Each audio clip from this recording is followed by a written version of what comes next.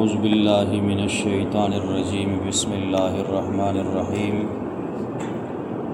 وَإِذْ غَدَوْتَ مِنْ أَهْلِكَ تُبَوِّئُ الْمُؤْمِنِينَ مَقَاعِدَ لِلْقِتَالِ وَاللَّهُ سَمِيعٌ عَلِيمٌ صدق اللہ العظیم۔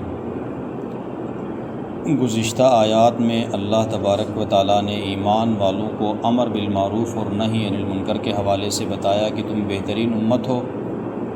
امت کی اصلاح کی غرض سے تمہارا جو مقصد ہے وہ یہ ہے لوگوں کو برائی سے روکو، اچھائی کی طرف بلاؤ، اور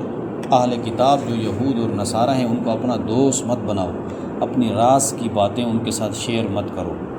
اب یہاں سے آگے اللہ تبارک و تعالیٰ ایک غزوہ بدر اور غزوہ احد کا، ویسے تو ابتدائی طور پر غزوہ احد کا ذکر فرما رہے ہیں،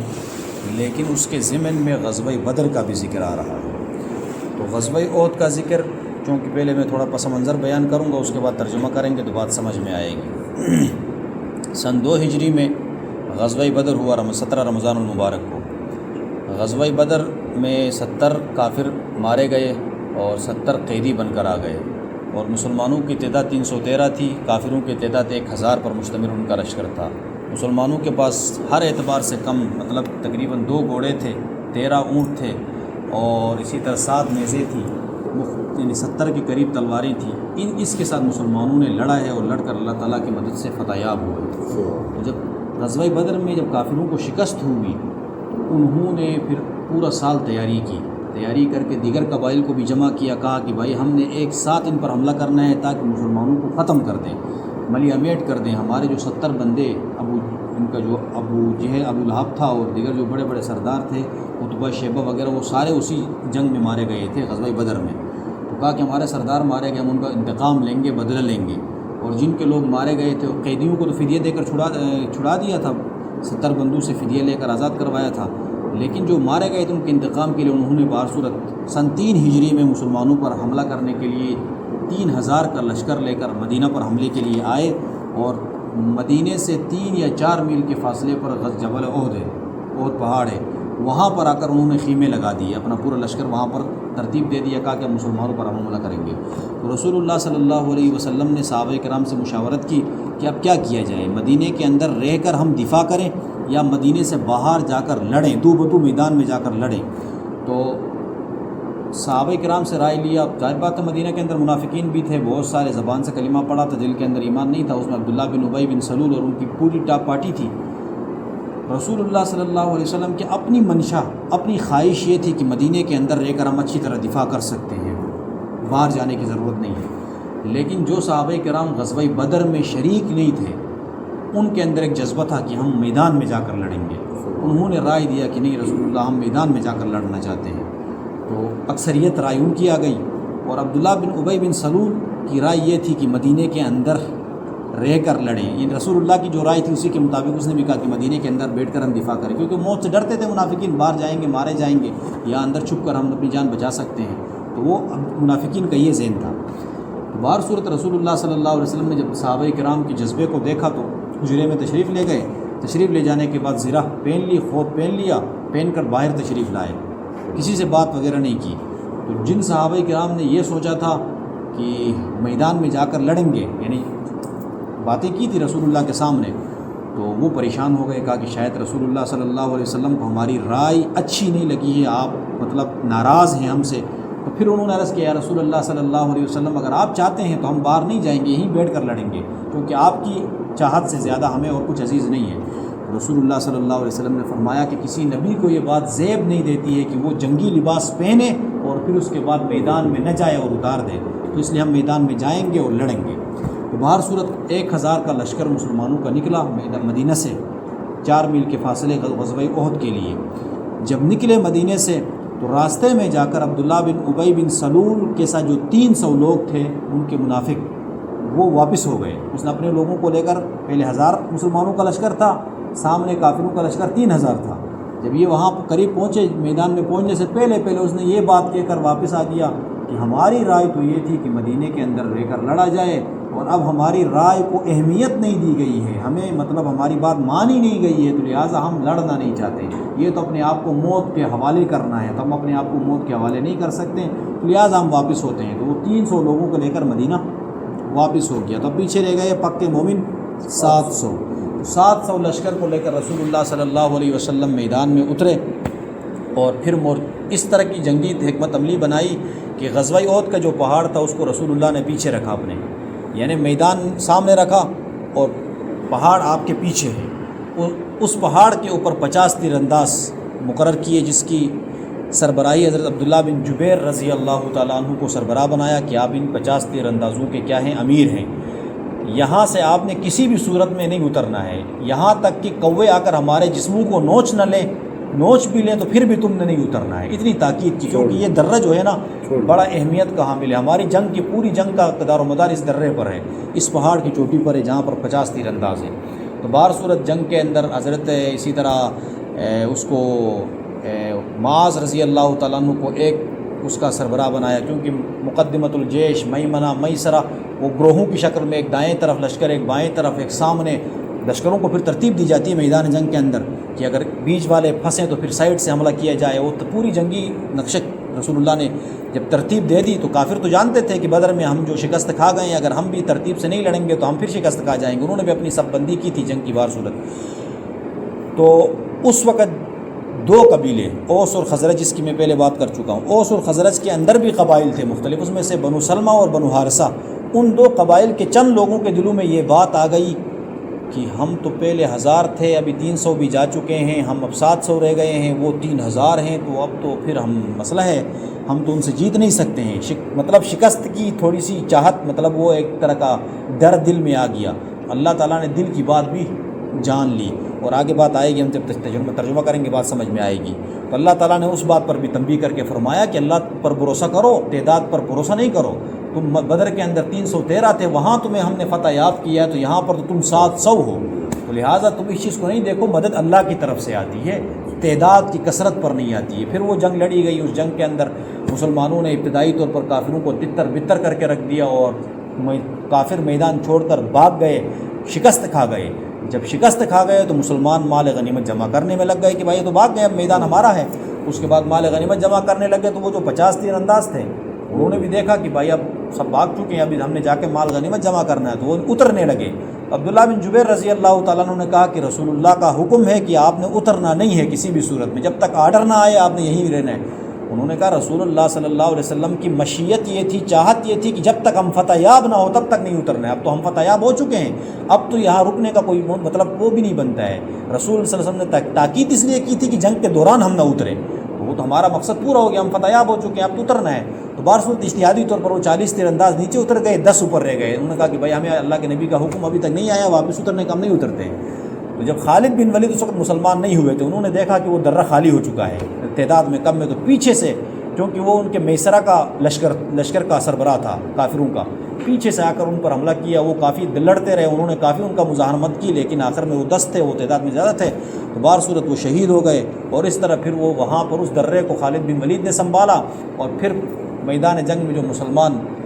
مال غنیمت جمع کر رہے تھے ان پر تیروں کی برسات کر دی۔ جب تیروں کی برسات کر دی تو یکسر وہ جو جنگ فتح تھی وہ شکست میں تبدیل ہو گئی، اور مسلمان بھی پھر ظاہر بات ہے اوڑ لینے کے لیے کہیں نہ کہیں تو چھپنا پڑتا ہے نا جان بچانے کے لیے، تو اس طرح کر کے وہ میدان سے سائٹ ہو گئے۔ 10 یا 12 صحابہ کرام رسول اللہ صلی اللہ علیہ وسلم کے ارد گرد کھڑے تھے، اس میں حضرت ابو دجانہ رضی اللہ تعالیٰ عنہ، طلحہ رضی اللہ تعالیٰ عنہ، تیر آ رہے ہیں، رسول اللہ صلی اللہ علیہ وسلم کو لگنے نہیں دے رہے، اپنے جسم پہ لے رہے ہیں، ابو دجانہ کے ادھر لگ رہے ہیں، ادھر لگ رہے ہیں، طلحہ کے ادھر لگ رہے ہیں، مطلب رسول اللہ کو لگنے نہیں دے رہے ہیں، سب نے رسول اللہ صلی اللہ علیہ وسلم کو مطلب درمیان میں کر کے چاروں طرف سے گھیرا ہوا ہے۔ اسی دوران ایک آواز اٹھی کہ رسول اللہ صلی اللہ علیہ وسلم شہید ہو گئے ہیں۔ جب یہ بات سنی تو صحابہ کرام کے حوصلے مزید پست ہو گئے، کہ اب رسول اللہ دنیا میں نہیں ہے تو پھر ہم کیا کر سکتے ہیں، بس اب ختم ہو گئی بات، ہوش ان کے ختم ہو گئے تھے، مطلب تو بس کوئی ادھر چل پڑا کوئی ادھر چل پڑا، بھی ہمارا کوئی مقصد نہیں ہے۔ رسول اللہ وہ وقتی طور پر کیونکہ سوچ بھی نہیں سکتے تھے کہ رسول اللہ دنیا سے جا چکے ہیں، تو اس وقت بس مسلمانوں کو کچھ ایسا عالم تھا کہ بس ہوش ان کے کھو گئے تھے، مسلمان شکست کی طرف جا چکے تھے۔ تو پھر پیچھے سے عبداللہ بن عباس رضی اللہ تعالیٰ نے آواز لگایا کہ رسول اللہ ادھر زندہ ہیں، ہمارے پاس ہیں، تشریف لے آؤ۔ جب پتہ چلا کہ رسول اللہ زندہ ہیں تو پھر سب دوڑ کے آئے اور آپ علیہ الصلوۃ والسلام کے ساتھ مل گئے، اور پھر دوبارہ سے لڑائی شروع ہو گئی، اور پھر ان کو پیچھے دھکیلا۔ وہ جو ابتدائی طور پر فتح تھی پھر شکست میں تبدیل ہو گئی، پھر عارضی شکست کو اللہ نے پھر فتح میں تبدیل کیا۔ تو یہ ساری ترتیب اللہ تعالیٰ نے اس دکھائی میدان کے اندر کہ تم اگر اللہ کے نبی کی نافرمانی کرو گے، حکم کے دوزی کرو گے تو تمہیں شکست ملے گی، اس لیے ہمیشہ اللہ اور اللہ کے رسول کی اطاعت کرو، تب جا کر مدد آئے گی۔ اس میں پھر غزوہ بدر کا بھی ذکر فرمایا کہ اللہ نے کس طرح تمہاری مدد کی، اس کا ترجمہ کریں گے، سمجھ میں آئے گی بات۔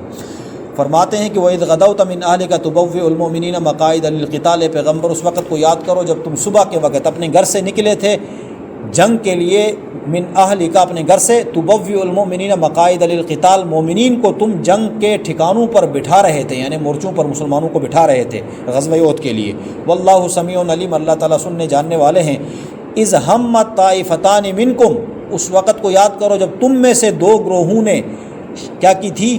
ارادہ کیا تھا۔ اذ ہمت طائفتان، تم میں سے دو گروہوں نے ارادہ کیا تھا، ان تفشلا، کہ وہ بزدلی دکھائے، بنو سلمہ اور بنو حارثہ، ان کے دل میں یہ بات آئی تھی کہ ہم شکست کھا جائیں گے کیونکہ تعداد میں کم ہیں۔